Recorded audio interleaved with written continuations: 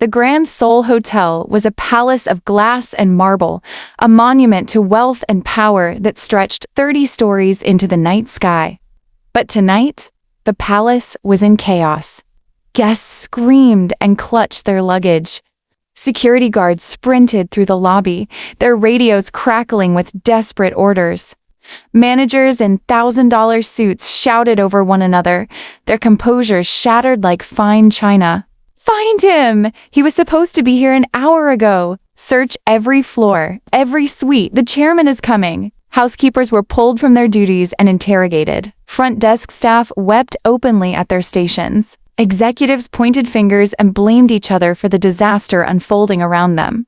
The entire hotel, a carefully constructed machine of perfection, was falling apart at the seams. And in the midst of this chaos, no one noticed the ordinary man sitting alone on a bench in the corner. His suit was simple, unremarkable. His leather bag was worn, clearly years old. He sat with an unnatural stillness, his dark eyes observing the panic with the patience of a predator watching prey. A passing manager sneered into his earpiece, barely glancing at the man. "Someone tell that poor guest to wait in the back. We can't have him in the way right now." No one approached him, no one offered him water, no one made eye contact. He was invisible, a ghost in plain sight. Then a figure emerged from the staff corridor, a beautiful black woman in a simple housekeeper's uniform.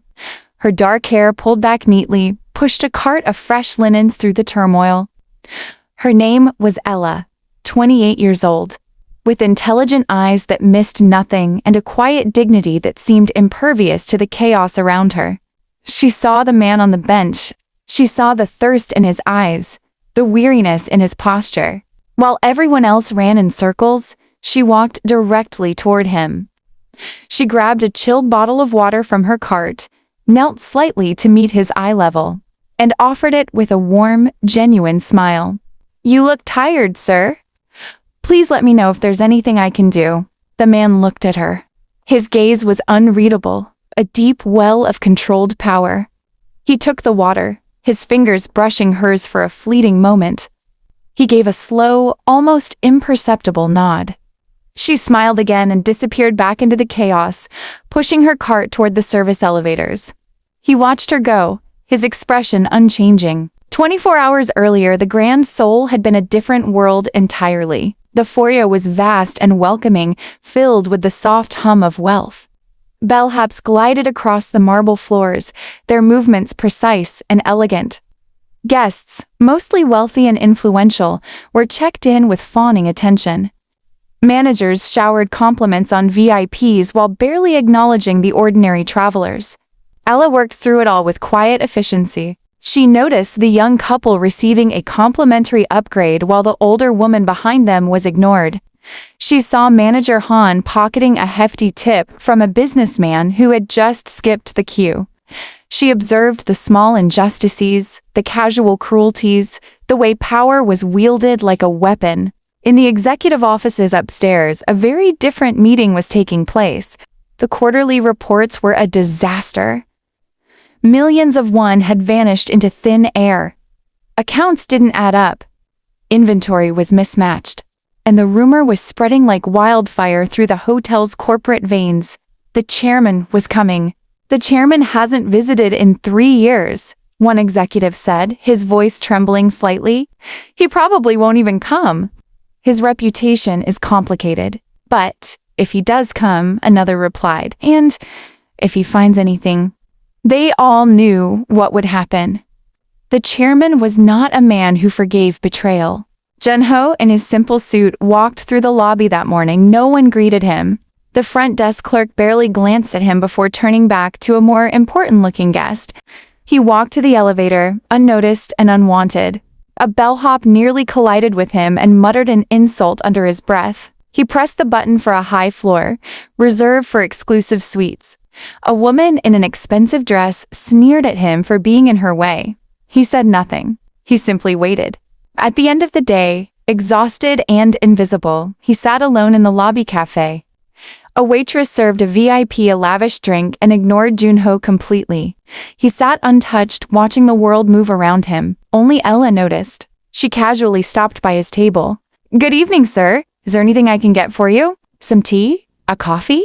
"Water is fine," he replied quietly. She brought him a glass of water and a small plate of complimentary yakwa, Korean honey cookies.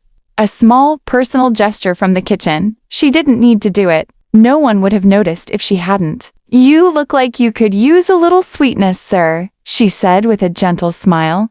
She left. He stared at the cookie, then at her retreating figure. In his world, kindness was always a transaction. A favor given was a debt owed. This was different. This woman expected nothing in return. His phone buzzed on the table. A message from an untraceable number. "Are you in?" He typed a single-word reply, observing. Over the next few days, Jun-ho remained a fixture, a silent presence in the hotel. He blended into the background, always watching, always learning. And Ella was the only one who treated him like a human being. Her kindnesses were small, selfless, and consistent. One afternoon, he fell asleep in the library, a book open on his lap. She found him there, retrieved a cashmere throw blanket from a storage room, and quietly draped it over him. She left without waking him. Another day, he misplaced his small pouch containing his wallet and personal phone. He asked the front desk for help, but they were too busy. Ella overheard and conducted her own search, finding it under a piece of gym equipment. She returned it to him with a gentle smile. "Thank you," he said. "You didn't have to do that. Everyone deserves to have their things looked after, sir. It's no trouble." Then came the incident with the rude guest. A wealthy businessman was berating a young porter in the lobby, red-faced and demanding a suite for the price of a standard room. Ella stepped in, not to argue with the guest, but to help the porter. "Oh good, Mr. Kim," she said calmly. "The manager was looking for you. I'll take the rest of this." She gently steered the porter away, giving him a dignified exit. The rude guest was left sputtering. Jun-ho watched it all. He was beginning to see not just her kindness, but her intelligence. She de-escalated conflict without ever seeking credit. She protected those who could not protect themselves. But while Ella worked quietly, the corruption continued to fester. A shipment of expensive liquors from the main hotel supply was lost in transit. A whistleblower from the accounting department was called for a meeting and never returned. A junior executive named Mr. Park was seen exiting a private meeting with one of the senior executives, his face pale and terrified. Jun-ho observed it all. On his phone, he sent more messages. He was connecting the dots. This wasn't just hotel theft. Someone was using his legitimate businesses to launder money and smuggle goods. The thief was close. He was, as he had suspected, in his own organization. One evening, Jun-ho sat in the business center, supposedly checking his email on a public computer. In reality, he was remotely accessing the hotel's internal security feeds. He saw the doctored inventory logs, the falsified invoices for building maintenance from a shell company, the preferential treatment, the bribes, the systematic theft. The conspiracy was not just about money. It involved a network of people within the hotel connecting to the outside criminal underworld. It was a cancer, and it had spread deep. Ella was closing up the executive lounge one night. The room was empty. As she emptied the ashtrays, she found a crumpled piece of paper with a list of numbers and a set of words. 6 p.m., Dock 4. She didn't think much of it, assuming it was a shipping manifest, and threw it away. But the numbers stuck in her mind. The next day, she walked through the service corridors, taking a shortcut to the staff quarters. Through a crack in a door, she saw Mr. Park meeting with a man in a dark coat who was not a hotel employee. They were exchanging a heavy briefcase. The man in the dark coat was someone she had seen in the lobby 2 days before, arguing with a man she now recognized as one of the chairman's rumored associates. Ella froze, her heart pounding in her chest. They hadn't seen her yet. She slipped away, her mind racing. She realized that the ordinary guest was part of a much bigger picture. But she said nothing. She was just a housekeeper. Who would believe her? The next day, she was called to human resources. The corrupt executives had decided she was a liability. "Ms. Ella," the senior executive said coldly, "we have discovered a discrepancy. A cashmere throw blanket is missing from the storage room. Several guests have also complained of pilfering. Your name is on the report." "I retrieved the pouch and returned it," she said calmly. "I can show you the guest. And the blanket was just a blanket I used to help a guest. A guest who is not registered? A guest who has no reservation?" The executive sneered.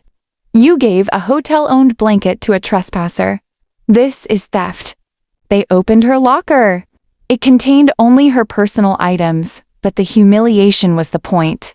They questioned her for hours, trying to break her. The framed theft was a distraction, a way to silence her for what she might have seen.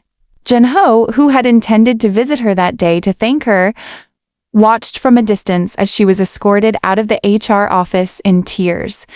He saw the executives looking smug. His jaw tightened. A cold fury settled in his eyes. He activated his phone and spoke into it for the first time. "Prepare the boardroom. It's time."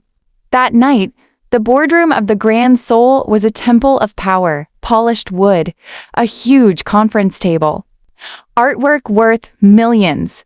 Every top executive was present, but they were not celebrating. They were terrified. The rumors had escalated. The chairman was coming. He was already here. Executive 2 leaned toward his colleague, his voice barely a whisper. "We've handled the asset. The housekeeper has been neutralized. The records have been scrubbed. It's done." The doors at the back of the room creaked open. All heads turned. Jin-ho walked in. He wore the same simple suit. The same worn leather bag was nowhere to be seen. The anxious, tired expression was gone. In its place was the cold, hard mask of a man who had built an empire with his bare hands and defended it with ruthless precision. He walked with a measured, predatory grace. There was a collective gasp. One executive dropped his file, papers scattering across the floor. Another began to tremble. "Chairman!" Jin-ho sat at the head of the table, the seat of absolute power. He didn't acknowledge their greeting. His eyes were cold, sweeping across their faces. He didn't speak for a full, agonizing minute. The silence was more terrifying than any shout. "I was here for 3 days," he said softly. "In your lobby, in your cafe, in your business center." He tapped the table. "No one offered me water. No one offered me a seat. I was invisible." He pulled out a tablet and connected it to the room's large display. Photos appeared, emails, financial records, but I wasn't invisible to the cameras. "I saw your theft. Mr. Han, the tip money. Mr. Choi, the fake invoices. The shell companies. The bribes." A photo of Mr. Choi with the man in the dark coat appeared on the screen. "Mr. Park," Jin-ho continued, turning to the terrified junior executive, "you were the whistleblower, weren't you? You tried to stop them and they blackmailed you, threatened your family. You didn't deliver the money. You delivered a fake briefcase, hoping to buy time." Mr. Park slumped in his chair, weeping openly. "They said they'd kill my son." Jin-ho ignored him, turning his gaze to Executive 2. He stood up and walked around the table, stopping behind the man. "You saw an opportunity.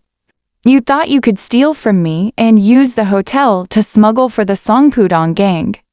You framed the most honest person in this entire building. You thought she had no power, no voice.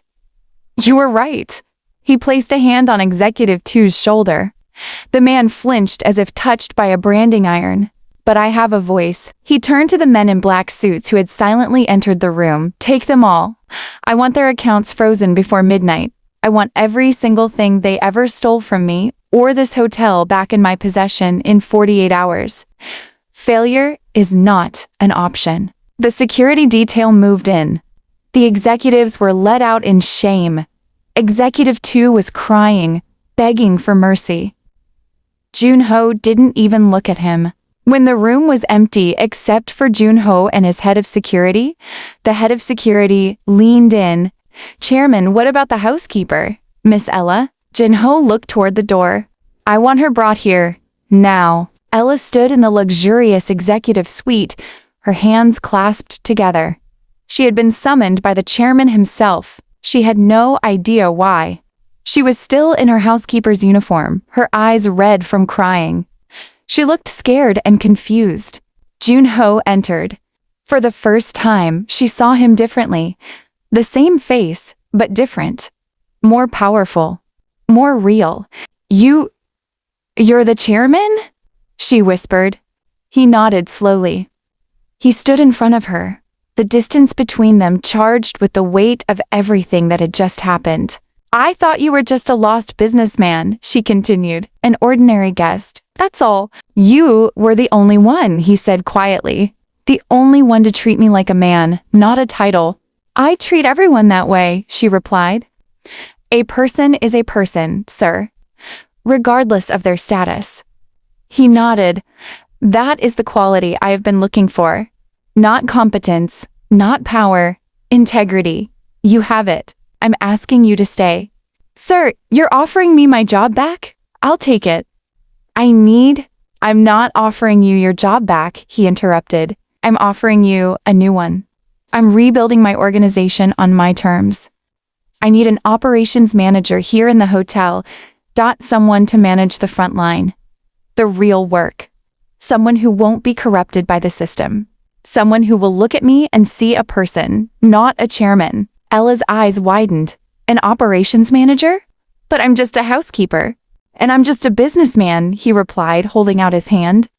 A person who needs someone like you to help him remember what is real. Her hand met his. It was a firm, equal handshake. A partnership born from respect, not obligation. As they left the suite, Junho was flanked by security. Ella walked beside him, not behind him. His head of security leaned in. Chairman, if I may be so bold, after all these years, the betrayal, the conspiracies, can you trust her? Junho looked at Ella's profile as she walked. He remembered the glass of water, the blanket, the kindness, the fact that she was the only one who had seen him. For the first time in years, he replied. He pressed the elevator button. They stepped inside together, the steel doors closing on the chaos, the corruption, and the past. The grand soul was cleansed. The corruption was rooted out. And a new partnership, built on the most fragile and powerful foundation of all respect, had begun. Like this story? Comment, subscribe, and tell us where you're watching from. See you in the next one.